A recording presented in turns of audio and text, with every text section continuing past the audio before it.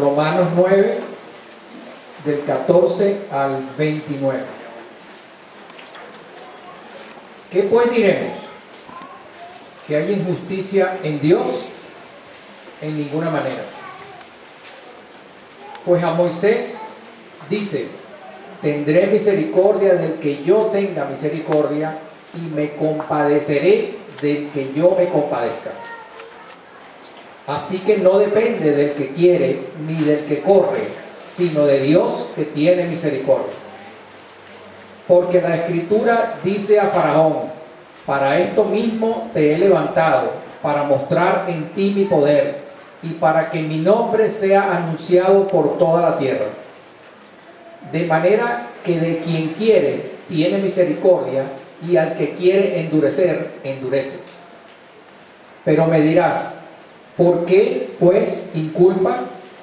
Porque ¿quién ha resistido a su voluntad?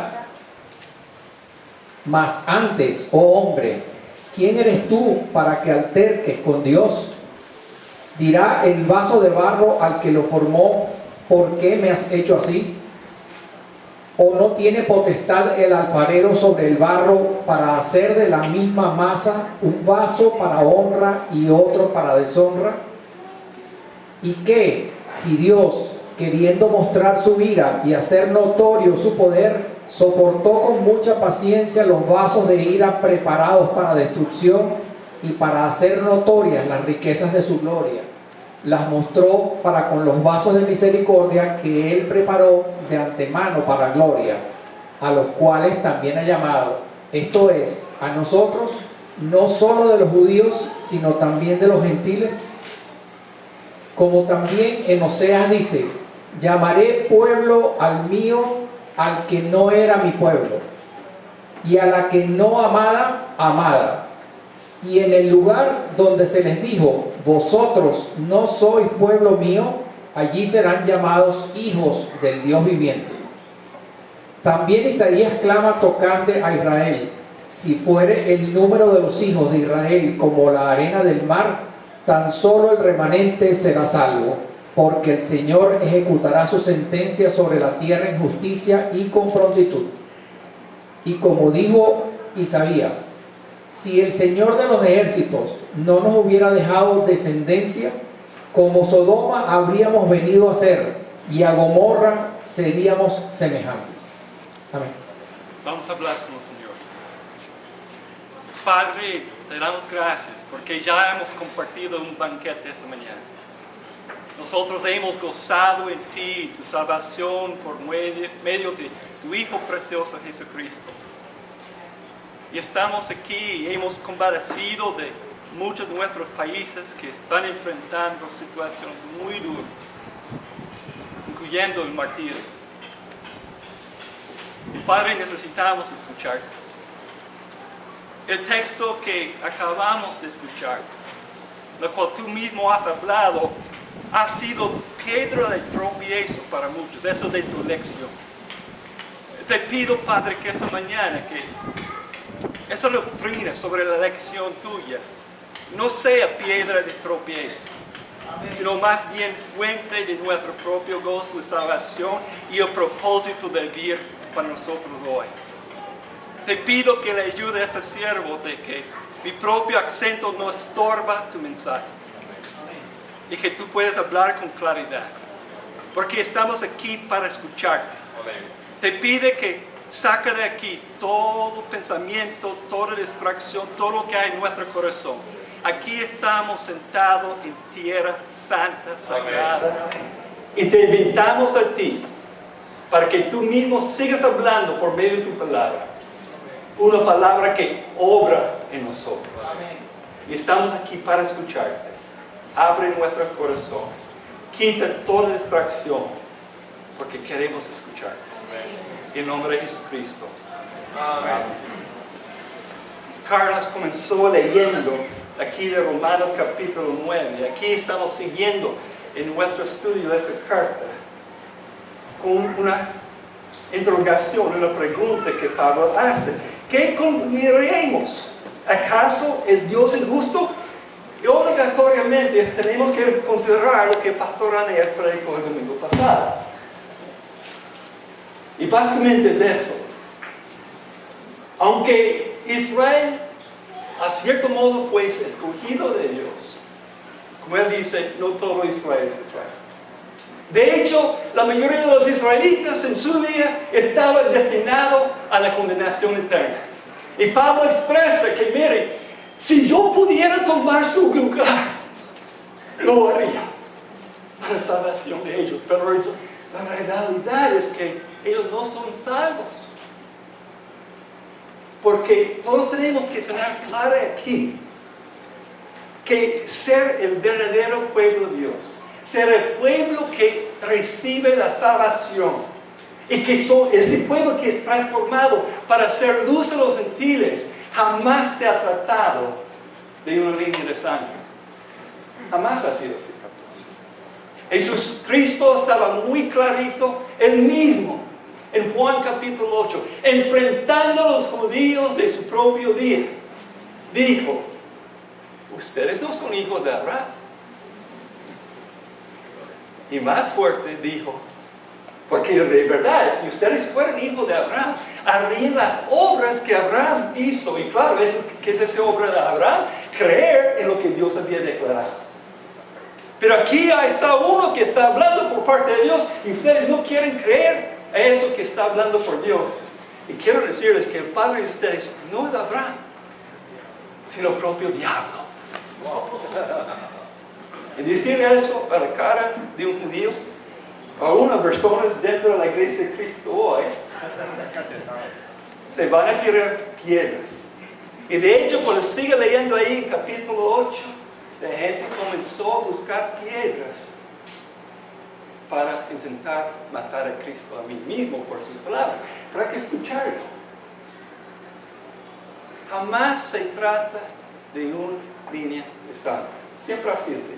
Y de hecho, cuando Dios escogió a Abraham, su proyecto siempre fue universal.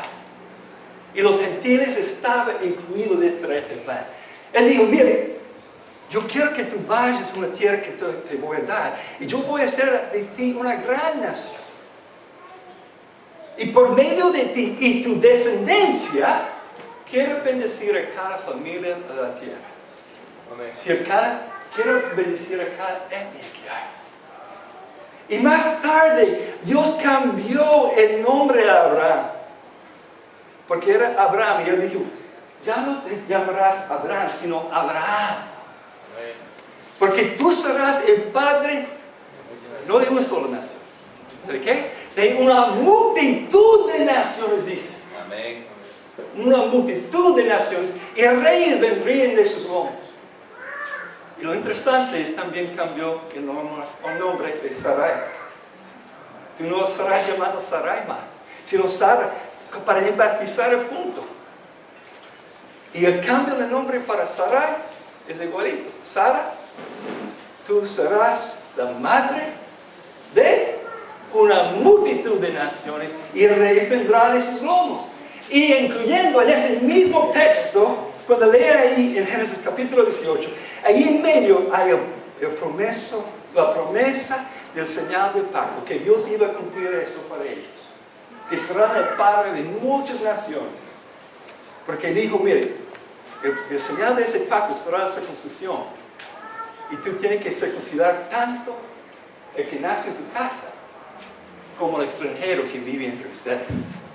Entonces, aún con el pacto de circuncisión, los gentiles y todas las naciones están en el corazón de Dios. Hay que tener esto claro. Y él realizó un proyecto dentro de la propia nación de Israel, pero no todos que él sacó de Egipto fueron salvos.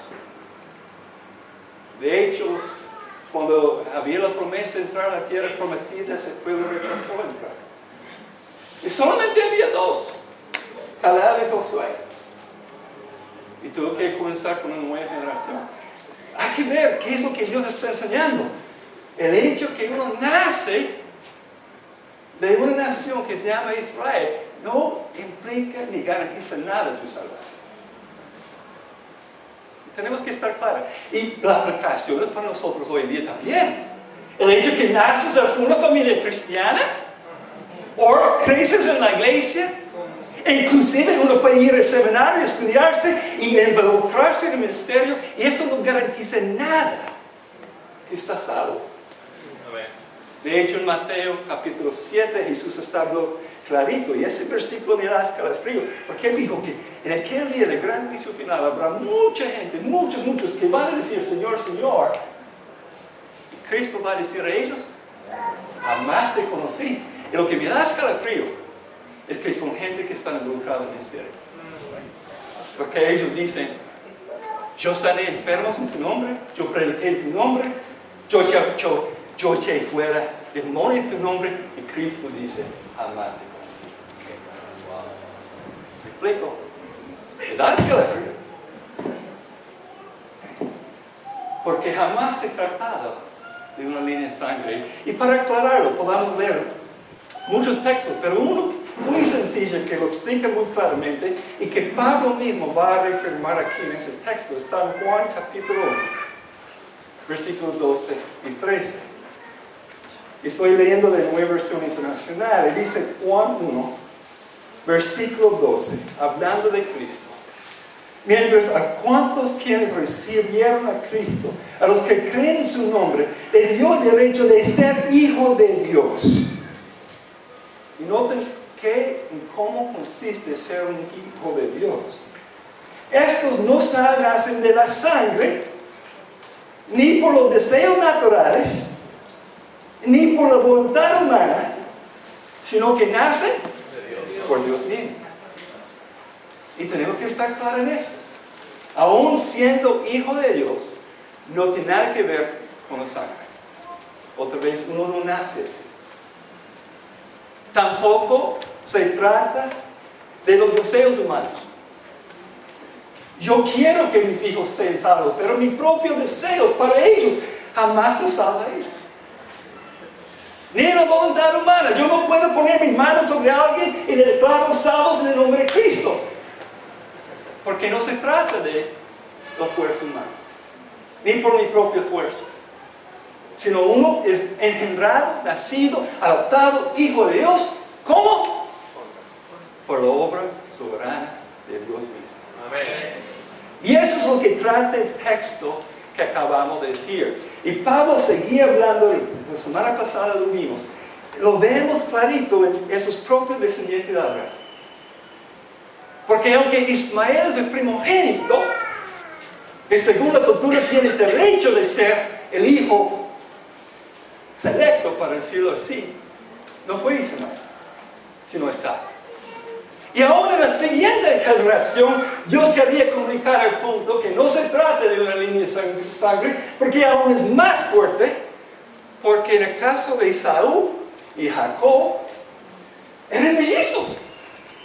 Nacieron en el mismo momento, mismos padres, y yo solamente fue uno, que era el hijo elegido de la promesa, y el otro no. Amén. Y para profundizar el tema un poquito, que nos causa un poquito de rollo en nosotros, un poquito de ruido, y es que en Malaquías Dios dice, yo aborrecí a Esaú, pero amé con un amor eterno a Jacob. Y esa es la base de la pregunta que acabamos de leer.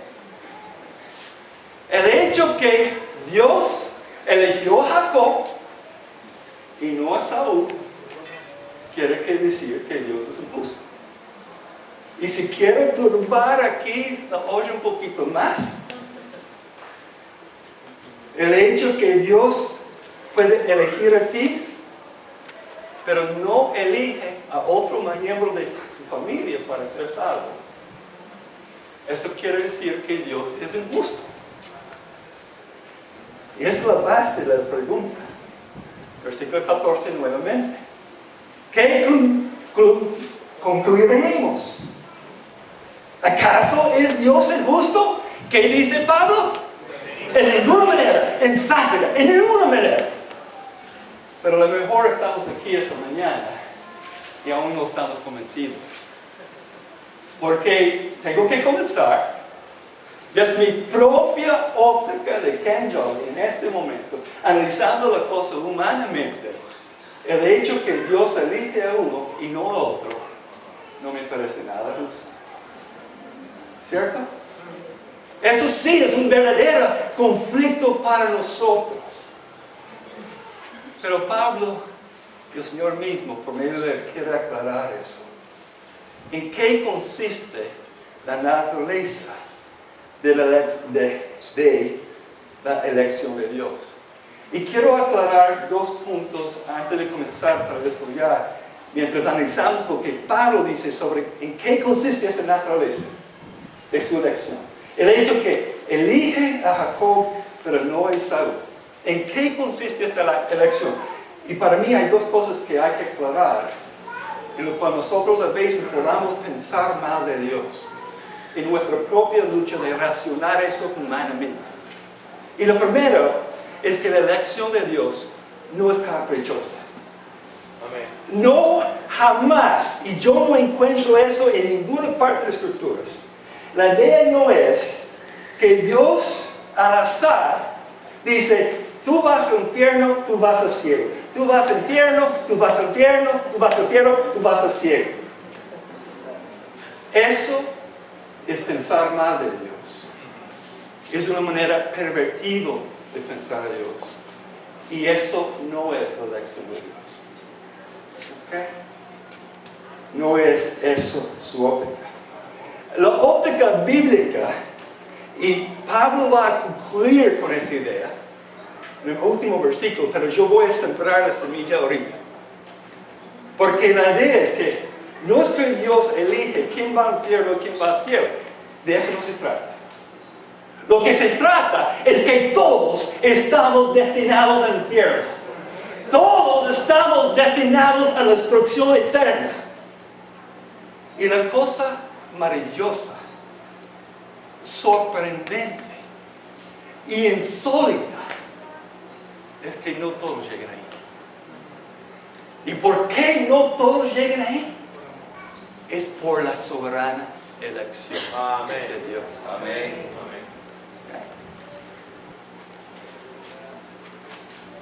Y la segunda cosa es que la elección de Dios no se basa en algún mérito dentro del propio individuo.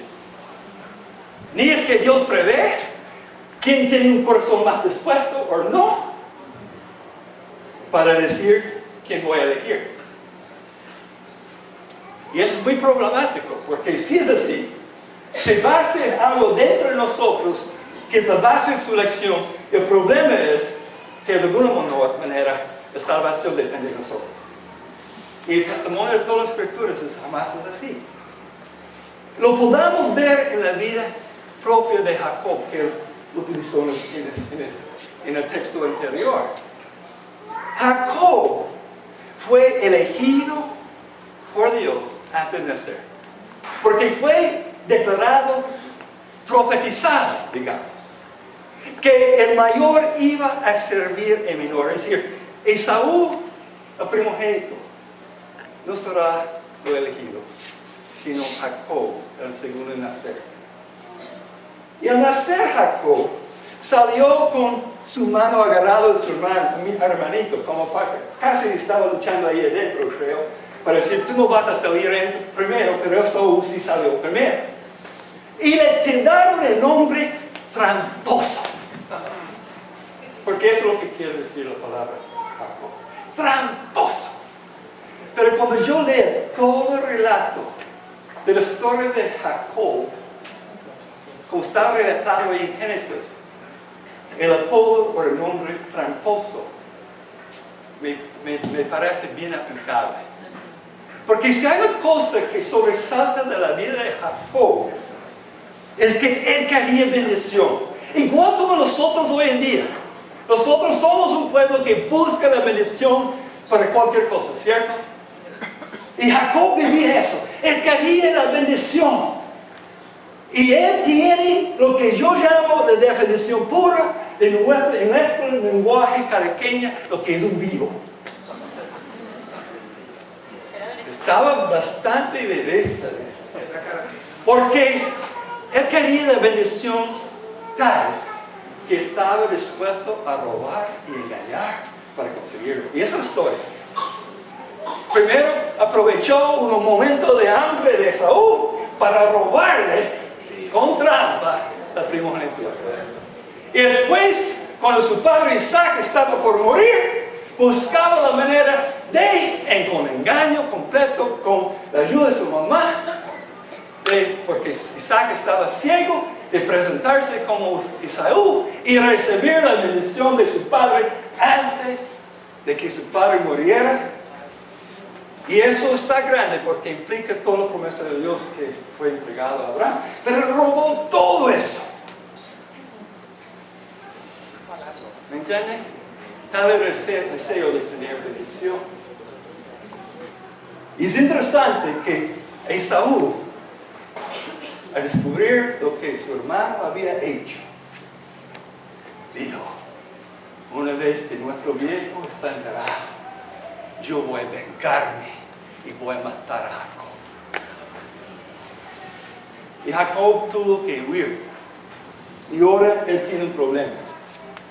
Siendo tramposo, ha conseguido lo que quería en su viveza. Por engaño y mentira, ha logrado la primogenitura, la herencia de la bendición de su padre. Pero tiene un problema, porque todo eso está ligado a la tierra. Y ahora tiene que huir de la tierra porque su padre quiere matarlo. Y lo es interesante que la propia gracia de Dios se manifiesta a Jacob en ese momento. ¿Recuerdan la historia? Se puso a dormir con una piedra y Dios se presentó. Tuvo una comunicación directa con el cielo. Eso es lo que simbolizaba todos esos ángeles subiendo y bajando. Y Dios le dijo: yo soy el Padre. Yo soy el Dios de tus abuelos y de tu padre. Y la promesa que yo le hice a ellos, que ustedes van a heredar una tierra. Y en esa tierra voy a hacer de ustedes una nación grande, para que por medio de la descendencia de ustedes, quiero bendecir a cada familia de tierra. Jacob, yo te prometo que yo voy a hacer que tú vuelvas a la tierra y vas a recibir toda esa bendición. Amén. Un acto de soberana gracia. Pero hay que ver la reacción de Jacob después de ese sueño. ¿Él está dispuesto a recibir la gracia gratuitamente? No. Él hace trueque con Dios. Si fuera posible hacer trueque, pero intenta hacer trueque con Dios. Porque él es un vivo. Él es tramposo. Y aún con Dios, él dice: mire, Dios, si tú eres fiel conmigo y tú cumples todas esas palabras que me acabaste de decir, si tú cumples eso, entonces después tú serás mi Dios. ¿Me explico? Jacob no posee una fe genuina, ni sabe lo que es la gracia de Dios. Y lo que es interesante, el trato de Dios con Jacob, el tramposo, es que se reúne con su tío Labán, el tramposo. Y los tres tramposos tienen una vida de intentar hacer trampa el uno al otro. Y lo insólito es que Labán reconoce que es bendecido porque Dios estaba con Jacob, pero Jacob no se da cuenta, porque Jacob no quiere la bendición de Dios. Él quiere lograr y meritar su propia bendición. Y él hace muchas cosas con cabras y ovejas, pensando que todo es de su propio esfuerzo. Pero Labán mismo, si lee el texto, Labán dice: mire, tú estás próspero, yo estoy próspero, porque Dios está contigo. Y la cosa es que Jacob tampoco lo reconoce. ¿Okay? Y no quiere aceptar la gracia del Señor. ¿Okay? Y ustedes conocen la historia.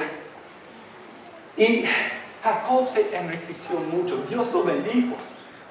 Pero lo que quiero destacar la historia de Jacob, ¿qué hay de mérito en él que merece toda esa bendición?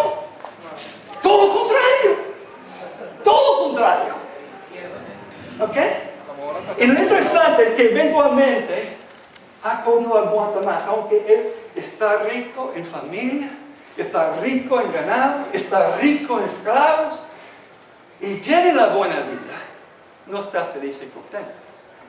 Porque otra vez, tener la bendición de su padre y la primogenitura de la herencia de la tierra no sirve de nada mientras está en un país extranjero. Hay que volver a la tierra. Y cuando uno lea Génesis 32, es uno de los textos más difíciles de interpretar. Porque es interesante, ese Jacob es tan tramposo que él tiene temor que Esaú con un ejército va a enfrentarlo. Pero es un cobarde. Porque ¿qué hace? Primero envía todo el ganado, todos los esclavos, con muchos regalos, intentando comprar el corazón de Esaú. Después envía sus propias esposas y hijos. Y él queda ahí en la retaguardia. Es decir, si comienza a matar a ellos, yo salgo a mí. Cobardía total. Porque es tramposo. Y el texto de Génesis 32 es bastante difícil porque Dios confrontó al tramposo. Y dice el texto que un ángel del Señor vino y dice que pelearon toda la noche hasta el amanecer. Y lo que es difícil del texto es que el texto lee que Jacob está ganando la batalla, esta pelea. Pero yo no lo percibo así. Y la manera que yo lo veo y visualizo la historia es que estaba luchando toda la noche. Una lucha libre, hombre con ángel. Y es difícil también porque sabemos en cualquier momento ese ángel puede aplastar a Jacob, ¿cierto? Pero no lo hace. Y llega el amanecer y yo lo veo así. Él tiene el ángel y dice: dime tu nombre, no te voy a soltar hasta que me diga tu nombre y te me bendigas. ¿Ahora está escuchando el tipo? Ya ha tenido toda la bendición. Antes de nacer, la bendición de Dios estaba sobre su vida. Lo ha prosperado. Eres un gallina de oro para Labán. Todo el mundo reconoce la bendición de Dios a él, menos Jacob. Y aún luchando ahí, temiendo lo que puede perder todo, está pidiendo a alguien: dime tu nombre y no te suelta hasta que me bendigas. Es interesante que el ángel nunca le da su nombre a Jacob. La pregunta es: ¿quién realmente está en control? Y lo que ocurre es otro acto de la soberana gracia del Señor. Porque dice que el ángel tocó la cadera de Jacob. Y desde aquel día, él caminó el resto de su vida cojo. Tiene que enfrentar a Esaú el día siguiente, no sabe si quiere pelear, tiene que pelear. Y ahora está incapacitado para pelear. Es un acto de gracia. Y después el ángel le dice: mire, Jacob, tú has luchado contra hombres y contra Dios y siempre has ganado. Tú has sido tramposo. Has sido bastante vivo. Pero quiero decirles, y ese es el acto de gracia también, Dios cambia su nombre. Siempre te ha llamado tramposo. Pero yo quiero decirte que de hoy en adelante tu nombre no es tramposo, sino tu nombre es príncipe de Dios. Hay diferentes interpretaciones. ¿Qué quiere decir la palabra Israel? Pero cuando lo analiza su etimología, es una palabra compuesta. La última parte, el, de Elohim, de Dios. La primera parte tiene la misma raíz de Sara. Y Sara quiere decir princesa. ¿Ok? Entonces, una posible transliteración de la palabra para tener su significado. Tú no eres tramposo, tú eres príncipe de Dios. Y la cosa interesante de los príncipes es no tienen que heredar ni meritar su herencia. Son de ellos antes de nacer. ¿Me explico? Hay un versículo en Hebreos capítulo 11, este capítulo de fama de la fe, y siempre era una incógnita para mí, porque dice que Jacob alababa a Dios apoyándose en su bastón. Y siempre era incógnita hasta que entendí la vida de Jacob y el soberano acto de gracia que era su vida. Que aún él, Todo lo contrario de meditar, hizo todo lo contrario. Era tramposo, engañador, mentiroso, porque quería la bendición de cualquier fuente. Y jamás estaba contento con lo que ya recibía. Siempre anhelaba más. Aunque él estaba allí peleando con hombre y Dios mismo. Y siempre con su vivencia saliendo con algo. Dios lo eligió. Dios lo eligió. No tenía mérito en él. Que él pudiera ser el padre de esa nación que llamamos Israel, después el padre de muchas otras naciones, una multitud de naciones. No merecía eso. Pero por los actos soberanos, su elección de Dios, Dios iba a cumplir su plan con él. Toda la idea que él adoraba a Dios apoyando el bastón, es que cada paso que toma, yo no soy tramposo, soy príncipe de Dios. Y cada vez cuando lea el resto del texto de Génesis, sobre el resto de la vida de Israel, cada vez que Jacob estaba actuando por su propia fuerza, pero entiende la idea. ¿Okay? Y ese es el punto que Pablo quiere destacar aquí. ¿Qué cumpliremos? ¿Acaso es Dios el justo? De ninguna manera. Aún no está convencido, pero quiero ver si al final de ese prédico hoy levantan para el cielo, escucha eso. ¿Okay? ¿Por qué no es el hecho que Dios elige un Jacob y no eligió a Jesús? ¿Eso es injusto? De ninguna manera. ¿Por qué? Es mucho hecho que a Moisés le dice, tendré clemencia de quien yo quiera tenerla. Y seré compasivo con quien yo quiera serlo. Por lo tanto, y noten aquí el eco de Juan 1:20, la elección no depende del deseo, ni de la fuerza humana, sino la misericordia de Dios mismo. Entonces, esa es la primera cosa que tenemos que entender sobre lo que es la elección de Dios. La elección nace de un querer en el propio corazón del Señor. Ese fue muy ilustrado para mí por una vecina que nosotros tuvimos allá en La Boyera. Y voy a cambiar sus nombres de esa historia porque ellos aún viven. Pero Lucía tenía un hijo, Lucas, que ella quería mucho. Lucía no podía tener hijos, pero adoptaron uno y lo llamaron Lucas. Y Lucas, sus padres nunca escondieron eso de él. Desde bebé le dijeron, tú eres un hijo adoptado, nosotros queremos a ti mucho. Nosotros elegimos a ti.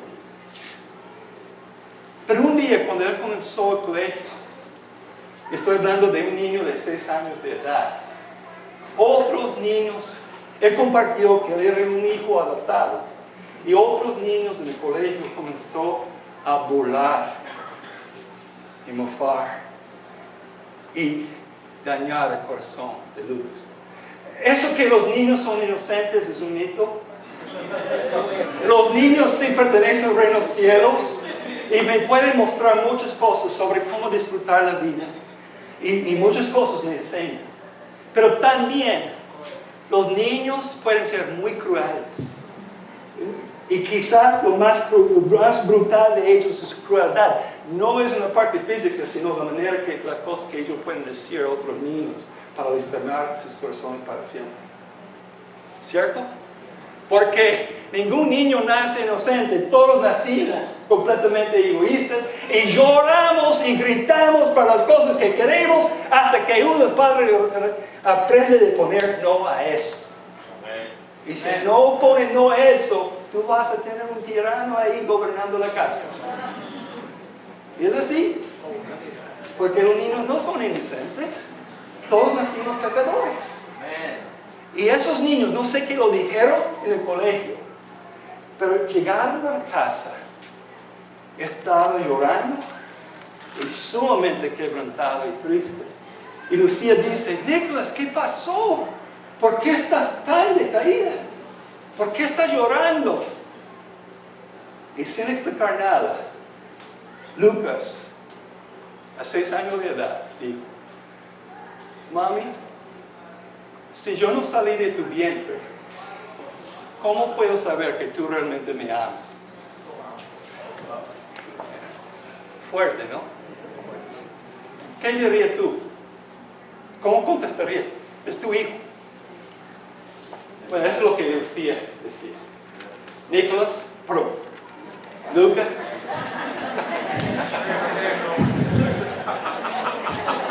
No he saltado el nombre de ella. Tengo que tener carteles porque no pidió permiso para redactar la historia. No la vamos a buscar. Pero Lucas, de verdad, que tú no naciste de mi vientre. Pero quiero decirte que antes que yo conocí a ti, tú habías nacido en mi corazón. Y yo te amo con todo mi corazón, porque tú naciste en mi corazón y no mi vientre. El día siguiente, Lucas fue al colegio pregonando a todos esos otros niños. Ustedes nacieron del vientre de su madre, pero yo nací del corazón de la madre mía. Y cuando Lucía nos redactó esa historia, yo dije, eso sí es la lección de Dios. Es un querer de su corazón, como Pablo acabó de intentar explicar por citar esos versículos. Él quiere. Es por una complacencia del corazón. Pablo ya ha hablado de ese tema en capítulo 8, cuando él dice, por su previo conocimiento, nos ha elegido y nos ha predestinado, nos ha llamado. Muchas veces, otra vez, el rollo nuestro es entender esas frases que nosotros traducimos del griego como previo conocimiento. Y algunos razonan que, bueno, eso es que Dios sabe el futuro y sabe quién va a responder o no. Pero eso es razonamiento humano que no encuentro en ningún otro texto de la Biblia. Porque, ¿qué quiere decir? Que lo conoció de antemano. Y mi propia lucha con esa palabra en griego, de que Él conoció de antemano, y leyendo todo lo que es la revelación de Dios y considerando todo, yo prefiero traducir la palabra sabiendo lo que Dios quería. Es decir, había una visión, algo que Él quería lograr, y ese algo invocaba a un pueblo redimido, que iba a ser transformado, liberado de la caída del ser humano, transformado y completamente unido a Él, porque en el lenguaje de Juan, que nosotros podamos permanecer en Él y Él permanece en nosotros, en plena santidad. O en el lenguaje de Pedro, Dios nos ha dado todo poder que nosotros tenemos para vivir una vida piadosa y recta y santa. Y aquí viene la frase extraña, para que seamos participantes de la naturaleza de vida. Y no es que tú y yo llegamos a ser Dios, pero el proyecto, el plan maestro de Dios es que nosotros podamos tener plena y total y completa unión con Él. Amén. Sin ningún esfuerzo, incluyendo, queriendo las cosas que Él quiere, viendo el mundo como Él lo ve, teniendo los mismos valores que Él posee. Ese es el proyecto que Él tiene para cada uno. Y basado en ese previo conocimiento, ese plan y proyecto que Él tenía en mente, Él elija, llama, predestina, justifica para glorificar a todos. Y esa es su garantía, es lo que hemos leído y lo que ha sido sobreenfatizado en capítulo 8. Recuerden, nadie y nada nos puede separar de ese plan, el proyecto de Dios. Amén. Nada, ni la muerte y persecución, nada de eso que sufrimos destruye ese plan de amor. Amén. ¿Ok? ¿Me entiendes? Y aquí es la naturaleza de la acción de Dios. Es un querer de su corazón. Porque hay un plan de proyecto. Algo que Él ya tiene meditado, planificado, como pastor anhelo, antes de crear el mundo. Eso ya está tramado.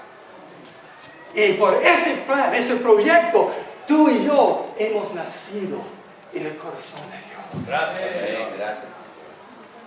¿Entienden? Y en esa manera tienen que entender la elección de Dios. Primero, es un asunto de su querer, algo que nace de su corazón. La segunda cosa que quiere decir es que Dios está obrando para que su elección se cumpla. Otra vez ya hemos visto este tema en capítulo 8, pero vamos a verlo aquí. Porque habla del ejemplo de Faraón, versículo 17. Porque la Escritura le dice a Faraón: te he levantado precisamente para mostrar ante mi poder y para que mi nombre sea proclamado por toda la tierra. Así que Dios tiene misericordia de quien Él quiere tenerla y endurece a quien Él quiere endurecer. Históricamente, Dios ha endurecido muchos corazones y sigue endureciendo muchos corazones. Porque hay algo que Él quiere lograr. Amén.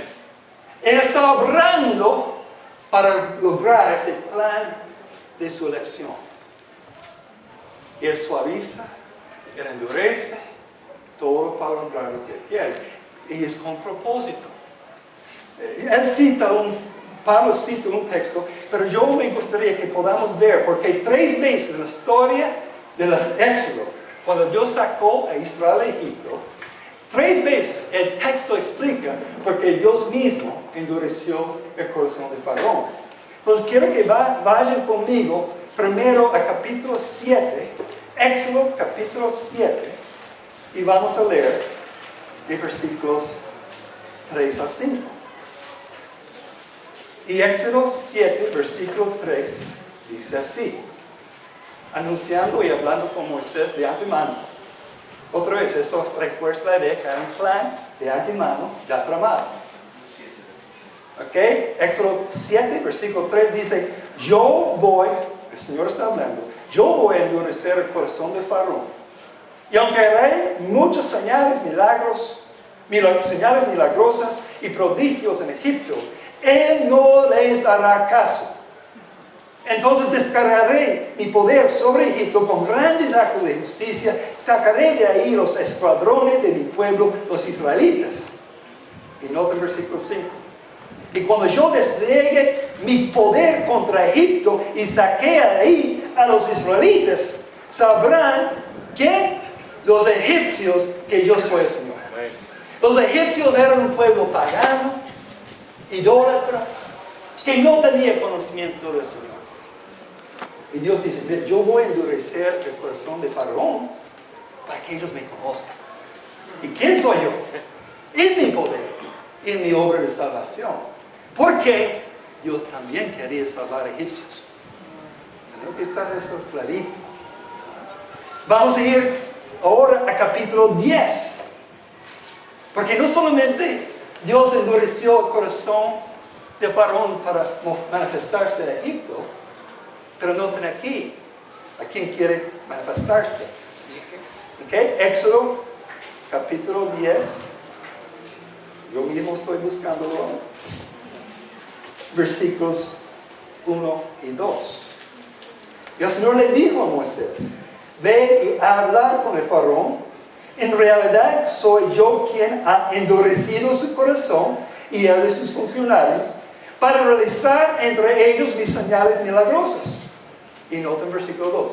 Lo hice ¿por qué lo endureció su corazón?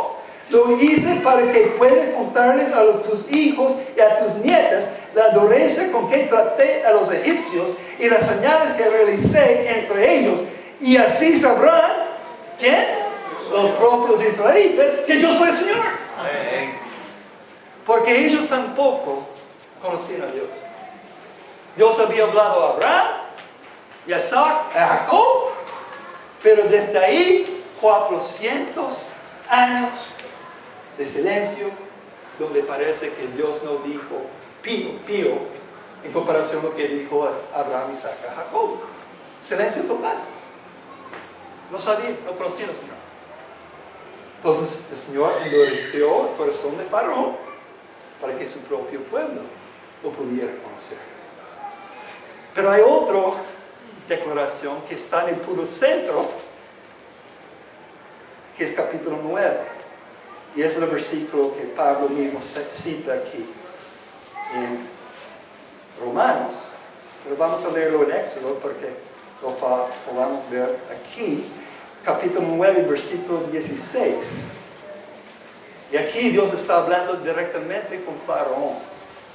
Los otros dos estaban hablando con Moisés, pero ahora está hablando con Faraón y dice, pero te he dejado con vida precisamente para mostrarte mi poder y para que mi nombre sea proclamado por toda la tierra. Es decir, todas las naciones y todos los pueblos pueden conocerme, pueden saber de mi poder y particularmente mi deseo de salvar y liberar de la esclavitud y darles libertad en aquel momento. Tremendo, ¿no?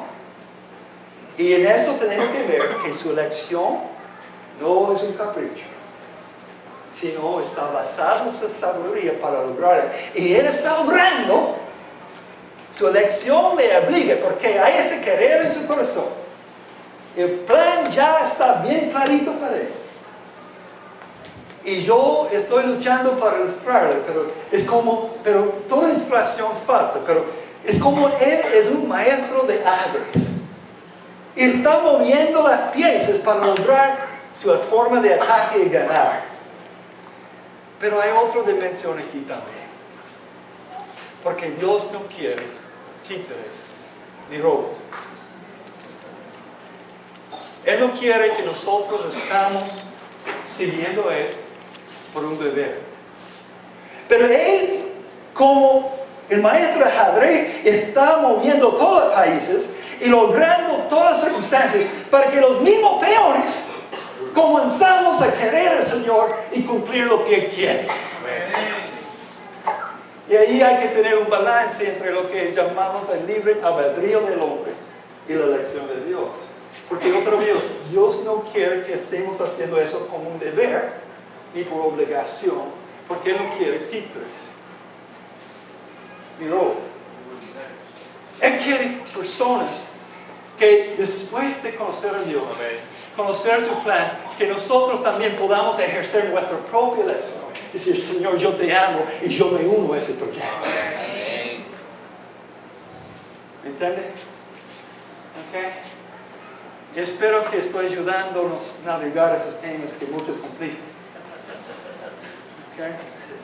Pero eso es el resultado de mi propio peregrinar. Es como una amiga y mentor de Mariana y yo, alguien que nosotros amamos mucho. Él dice, cuando se trata de descubrir el llamado de Dios para nuestras vidas, Dios jala y después da un empujón. Es decir, está obrando de toda manera, endureciendo, suavizando, hace todo lo posible para que haya una respuesta nueva. ¿Me explico? Pero es soberano su elección y Él va a garantizar que completamente Él va a cumplir todo lo que Él tiene clarito. Pero tiene destreza de hacerlo libremente para que haya agentes libres también que se colaboren. Y cuando yo he meditado en ese tema y pensándolo, yo dije, Señor, tú eres santo, único. ¿Quién puede lograr un plan por medio de agentes libres? ¿Quién es capaz de tal hazaña? Solamente nuestro Dios. Pero hay que temerlo, porque Él endurece y Él trae mucha maldad, porque hay algo que quiere lograr en y a través de su pueblo, para que Él se manifieste. ¿Okay? Entonces la elección de Dios primero se basa en un querer de su corazón. Segundo, está obrando para lograr ejecutar ese plan a cabalidad, a perfección. Y después, Él dice, Él levanta otra pregunta. Yo no sé por qué Él levanta esas preguntas, porque para mí está enrollando la cosa más. Pero pensando en eso, pero tú me dirás, entonces, ¿por qué todavía no se echa la culpa a Dios? Es decir, si elige a Jacob, endurece el corazón de Faraón, ¿por qué echa la culpa a Esaú por a Faraón? ¿verdad? Y tampoco es fácil. Nada fácil. ¿Ok? Nada es fácil aquí. Bueno, él lo va a explicar ahora.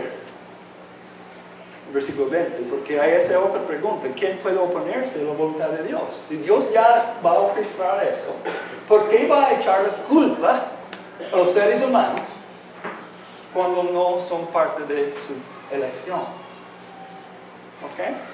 Bueno, versículo 20, él dice: respondo, ¿quién eres tú para pedirle cuenta a Dios? Tenemos que tener cuidado en esa lucha con Dios, que no cruzamos una raya.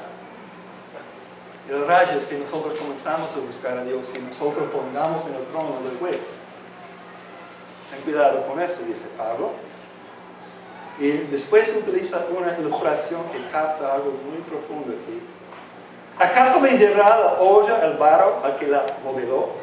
¿Por qué me hiciste así? ¿No tiene derecho el alfarero de hacer del mismo barro unas vasijas para usos especiales y otros para fines ordinarios? ¿Qué está diciendo Pablo? Mire, eso de la elección de Dios, y que Él elige a uno y no elige a otro, que endurece el corazón de uno y suaviza el corazón de otro, está en su pleno derecho como su hermano a hacerlo. Así son las cosas en la palabra de los coreanos. Tómate tu tomate.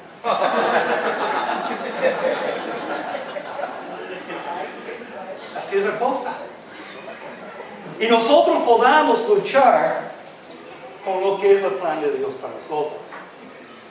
Pero en mi propia vida, en ministerio, me da cuenta que qué bueno que yo no conozco el futuro, el plan de Dios para mí. Porque si hubiera, ustedes me conocen, algunos me conocen, yo crecí en el campo.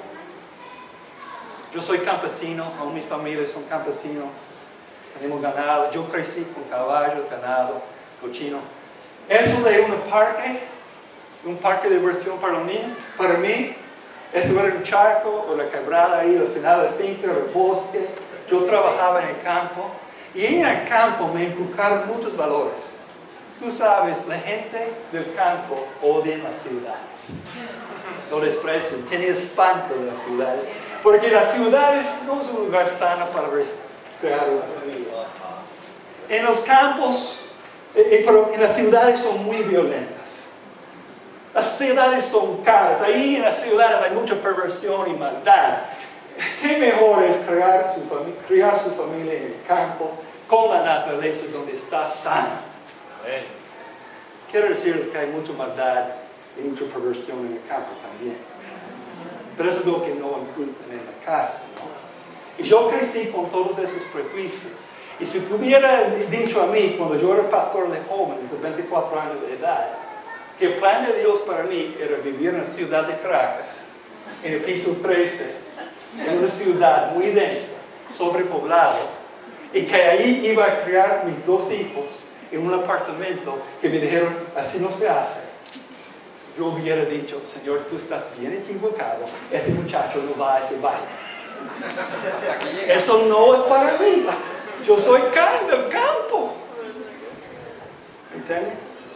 Y quiero decirles que al llegar a Caracas fue otra historia, algunos de ustedes lo conocen. Pero yo llegué primera vez a Caracas, era en marzo de 1990. Vine aquí para buscar un apartamento de antemano para la familia. Y vinimos para plantar la iglesia aquí en el sureste de Caracas. Y cuando nosotros llegamos en el año 90, ni Ríos existía. Había solamente una sola iglesia que era la Posada de Cristo para toda la zona. Y yo no iba a estar trabajando entre la gente del campo, sino iba a estar trabajando en una ciudad con gente profesional de la clase media y alta, viviendo en una ciudad. Y yo llegué aquí a Caracas y estaba visitando, investigando muchas cosas. Yo recuerdo clarito el día, estaba subiendo en un taxi aquí por la autopista de Prada Este, llegando al túnel de la Trinidad. Y yo vi toda la congestación del tráfico, el humo de los carros, la suciedad de las calles. Yo estaba buscando cosas y no las encontraba. Y yo dije, Señor, no hay nada aquí para traerme a esa ciudad. En mi propia historia es parecido a Pedro, cuando Dios tuvo que enfrentar a Pedro en Hechos capítulo 10 con todos sus prejuicios contra los gentiles. Y Dios tuvo que confrontarme con mis prejuicios, esa fue otra historia. Pero ahí en ese mismo texto, yo descargué mi corazón al Señor. Dije, aquí no hay nada para traerme, Señor. Está claro que tú quieres que estemos trabajando aquí. Y el Señor me dijo, tú sabes, de esos pensamientos relámpagos. Él me dijo, Ken, deja de ver los carros, el tráfico, la contaminación, ve la gente. Y hasta el día de hoy, cuando tengo que matar tiempo, estoy en el plaza o en un centro comercial esperando, yo hago ese ejercicio. Veo las caras de la persona.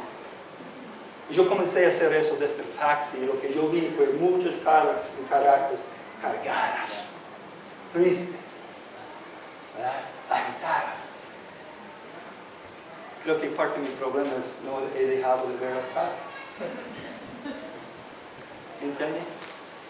Y hoy, si me hubiera dicho que el plan de Dios era trabajar en esta ciudad aquí, yo hubiera dicho, Señor, estás loco.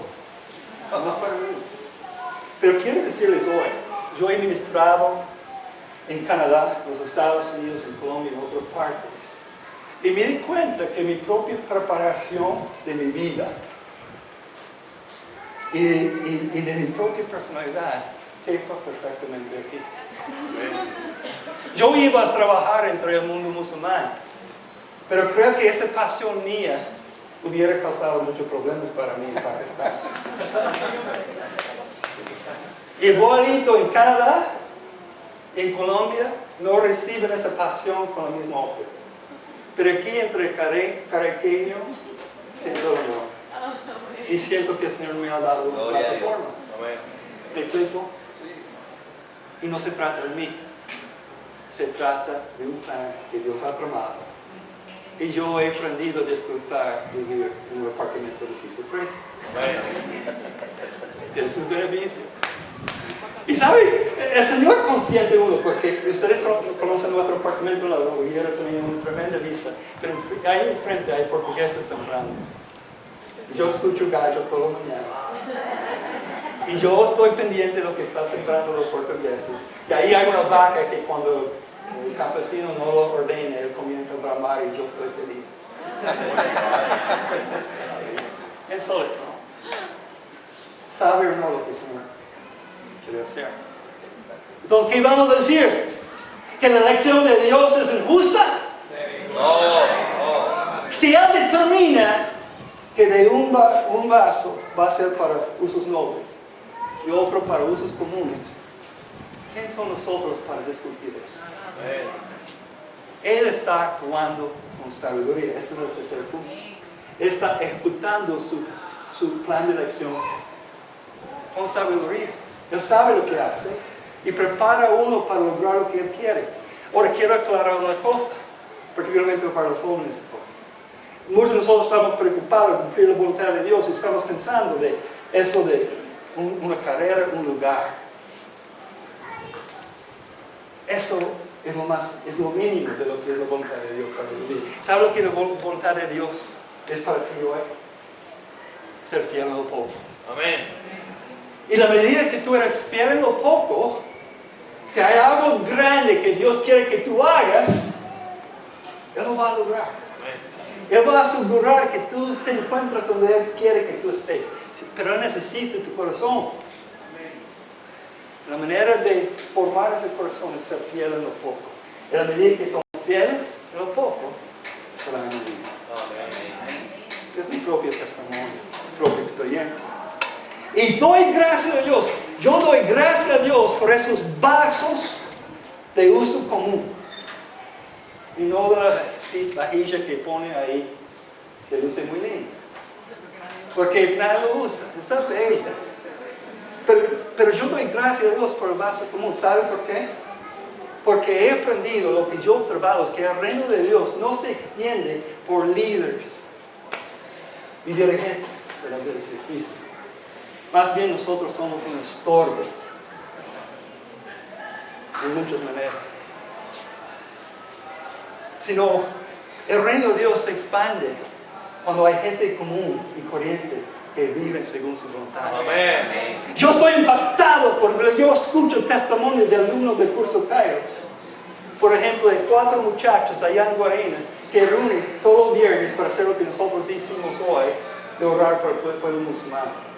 Y uno de ellos está aprendiendo árabe, porque hay vecinos palestinos que viven en su comunidad y quieren alcanzarlos para Cristo. Esos muchachos han buscado cómo pueden conseguir una Biblia árabe, porque quieren comenzar un estudio bíblico. Y está preparándose, ha visitado mezquita, está recibiendo orientación. Y yo me admiro por su compromiso y dedicación. Un muchacho de 21 años aprendiendo árabe aquí, para que pueda hablar con palestinos. Y Dios está utilizando esa vajilla del bar común y corriente para expandir su reino. Amén. Y eso es lo que nos toca, ser fiel en lo poco, en la oficina, en la universidad, en la calle, cuando estoy en la cola. Ser fiel ahí para que Dios se manifieste. Amén. ¿Ok? Porque entonces uno puede preguntar, ¿qué vamos a concluir? ¿Acaso es Dios el justo?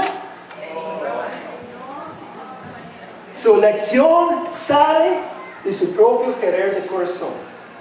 Él está obrando para que ese plan de elección se ejecuta a la perfección. Está obrando con sabiduría y debemos llegar al punto que, aunque no me parece, yo confío que el Señor sabe lo que es mejor. Porque su plan de elección se ejecuta con sabiduría también, sabiendo qué es lo que Él quiere hacer con cada vaso. Y después Él dice que la elección de Dios es para que Él sea conocido en su plenitud. Ya vimos eso por medio de Faraón, pero quiero que veamos eso en el texto. Otra vez capítulo 9, versículo 22, 23. Él dice, ¿y qué si Dios, queriendo mostrar su ira y dar a conocer su poder, soportó con mucha paciencia a los que eran objeto de su castigo y estaban destinados a la destrucción? ¿Qué si lo hizo para dar a conocer sus gloriosas riquezas a los que eran objetos de su misericordia, y a quienes de antemano preparó para esa gloria? ¿Qué está diciendo Dios? Su elección, el hecho que Él elija al uno y no elige al otro, que endurece el corazón de uno y suaviza el corazón de otro, el hecho que Él hace de un pedazo de barro una vasija de honor y otro de deshonor, el hecho de que Él hace todas esas cosas es para que Él se consiga. Amén. Y Él se manifiesta. Y hay que ver eso. Él se manifiesta cuando Él endurece el corazón, se expresa su ira. Y eso es por todas las culturas, es parte de la historia de la iglesia. Persecución, sufrimiento son parte. Su propio juicio es parte para que su propio pueblo sea transformado. Y estamos llevando a cabo lo que Él quiere. Pero mientras tanto, muchos de nosotros buscamos nuestro propio camino. Buscamos nuestra propia vida, nuestros propios planes. Y no es que eso sea malo, pero no necesariamente lo que Dios tiene. Y el plan, la voluntad de Dios es buena, perfecta y agradable. Lo va a buscar Romanos 12, versículo 2. ¿Okay? Y hay que descubrir eso y confiar en eso. Y aún por su ira está manifestándose, como lo vimos en Éxodo, tanto los egipcios como los israelitas, pero también a todo el mundo. Amén. Y cuando Él muestra misericordia a un Jacob que no lo merita, también estamos atónitos, asombrados, y Dios se manifiesta. Porque qué radical es su amor. Y quiero decirles, yo me identifico mucho con Jacob. porque yo era peor de Jacob. Porque ni quería dar bendición de otros. ¿Saben lo que yo quería? Yo quería crear mi propia bendición. Como un trofeo, Señor, yo quería plantar una iglesia perfecta. Para que algún día yo pudiera decir, Señor, ve esa iglesia que he plantado. Eso lo he hecho para ti y para Cristo. Gracias por lo que lo ha hecho por mí. Y yo entrego eso a tu reino y tu gloria, porque quería hacerlo para ti. Y Dios tuvo que trabajar muy durísimo con mi propio corazón y decir, Ken, yo no te quiero tus trofeos. Yo no lo necesito. Yo era peor que Jacob, porque yo era un usurpador. Queriendo hacer algo para bien. Mis motivos estaban bien. El problema es que estaba equivocado. No es lo que Dios quería. Aunque era bueno. Y Dios tuvo que rescatarme y mostrar a mí tremenda misericordia. Y los hijos ya saben, sobre mi tumba le pueden poner asombrado por la gracia. Maravillado por la gracia. Eso es lo que soy. Porque Ken tampoco meritaba. Yo he hecho muchas cosas en contra para estorbar al reino de Dios. Cuando yo tenía eso y quería eso de plantar una iglesia perfecta, yo lastimé muchas ovejas. Pero aún eso, la gracia del Señor se manifiesta. Y aún en esas cosas, en nuestras fallas y errores, Dios se manifiesta, porque el mensaje se trata de gracia. Y la única manera de experimentar gracia es que hay debilidad. Como el texto que Junior leyó. Yo he aprendido a vivir mi debilidad, porque mi debilidad Cristo se manifiesta. ¿Me explico? Y lo que Él quiere, sea por las buenas o por las malas, sea que por su ira y poder o por medio de mostrar tremenda gracia a los que no merecen, por todo eso Él se manifiesta. Y el mundo lo conoce. Entonces, ¿qué vamos a cumplir? ¿Acaso es Dios injusto? De ninguna manera. Y Él sigue diciendo que Dios elige personas de cada pueblo y nación. Leemos versículo 24. ¿Verdad? Y esos somos nosotros, es decir, los que hemos recibido gracia inmerecida. De hecho, nosotros hacemos todo lo contrario. No merecemos nada su elección. Pero nosotros hemos recibido esa elección. A quienes Dios llamó no solo de entre los judíos, sino también de entre los gentiles. De árabes, chinos, africanos, latinos, europeos. Y él cita dos textos para probar eso. Versículo 25. Así lo dice Dios en el libro de Oseas. Llamaré mi pueblo a los que no son mi pueblo. ¿A qué refiere? A los gentiles. A chinos, árabes, africanos, latinos. Ellos no son israelitas, pero yo voy a llamar a ellos para ser mi pueblo. Y llamaré mi amada a lo que no es mi amada. Un Jacob tramposo que no ama a Dios por nada. O un Ken que es un usurpador. Voy a llamarle mi amada. Okay. Y sucederá que en el mismo lugar donde se les dijo, ustedes no son mi pueblo, serán llamados hijos del Dios viviente. Esa elección involucra es global. Y segundo, en versículo 27, en cuanto a Israel, Isaías por su parte proclama respecto de Israel: aunque los israelitas sean tan numerosos como el reino del mar, solo el remanente será salvo. Aquí hay otro texto para comprobar un poquito mi introducción, que no se trata de una línea de sangre. No todo Israel es salvo, sino hay un remanente de elegido dentro de esta nación geopolítica que se hizo salvo. Y yo he tenido la bendición y el honor de bautizar judíos. Amén. Dios aún quiere salvar y rescatar judíos y lo hace. Amén. Hay un remanente entre ellos. Porque plenamente y sin demora el Señor cumplirá su sentencia en la tierra. Otra vez es firme ese plan y proyecto. Lo que Él ha decretado, lo que Él tiene en plan para todos sus hijos, Él va a lograr. Y la última cosa que va a decir está en versículo 29. Así había dicho Isaías: si el Señor Todopoderoso nos hubiera dejado descendientes, seríamos ya como Sodoma y nos parecíamos a Gomorra. En otras palabras, sin la elección de Dios, todos estamos destinados a la destrucción eterna. En buen criollo, sin la elección de Dios, todos estamos fregados. Y peor que fregados, somos fritos, asados y quemados. Esa es la realidad de todos. Es la realidad de todas las personas que caminan por las calles de Caracas, y en África, y Europa, y Asia de hoy. Es la realidad. Todos quedaríamos como Sodoma y Gomorra si no es por la elección de Dios. Amén. ¿Qué vamos a concluir entonces? ¿Es Dios injusto? No. ¿En su elección? De ninguna manera. Es algo que nace de su propio corazón. Es verdad. Él hace muchas cosas duras. Pero lo hace para ejecutar ese plan y llevar ese plan de acción a la perfección. Y Él determina qué es lo que va a hacer con cada quien. Pero lo que Él quiere hacer a través de cada quien es para que Él quiere manifestarse. Que el mundo conozca a nuestro Señor por medio de ese pueblo redimido.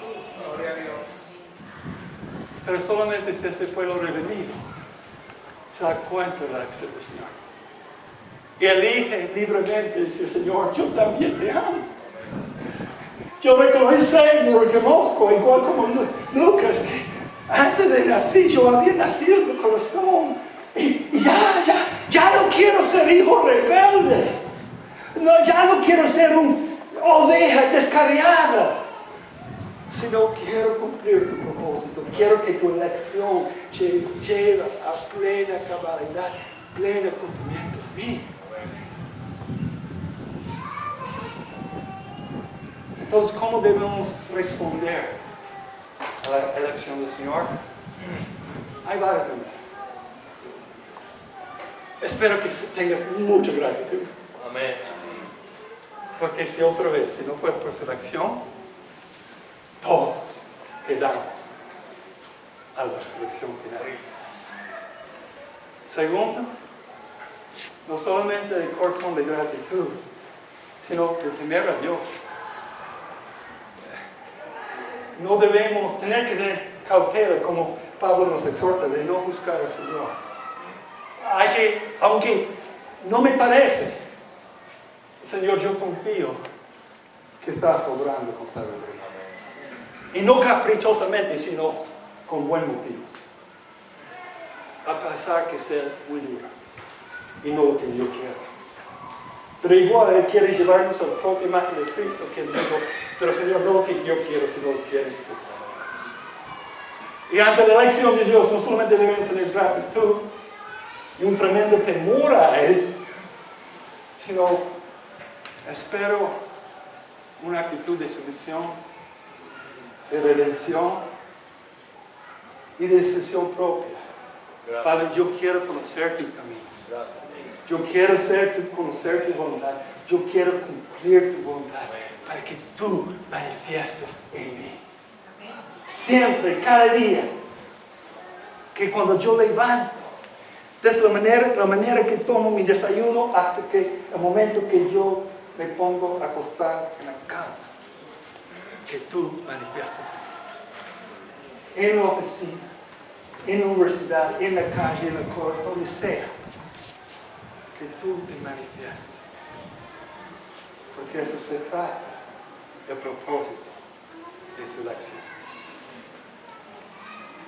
Vamos a orar. Dios nos ha hablado esta mañana, y cuando Dios habla, hay que responderle. Es un gran peligro que si Dios te hable y después no dices nada a Él.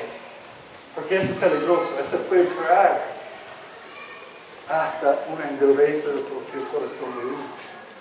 No, cuando Dios habla hay que responderle. Entonces voy a invitarle a todo el mundo que tú digas a Dios lo que tú sientes que tiene que decirle en esta mañana.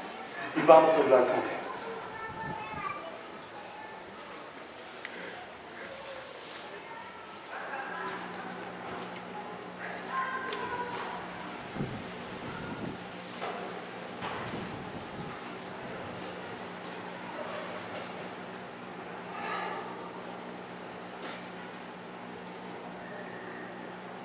Padre,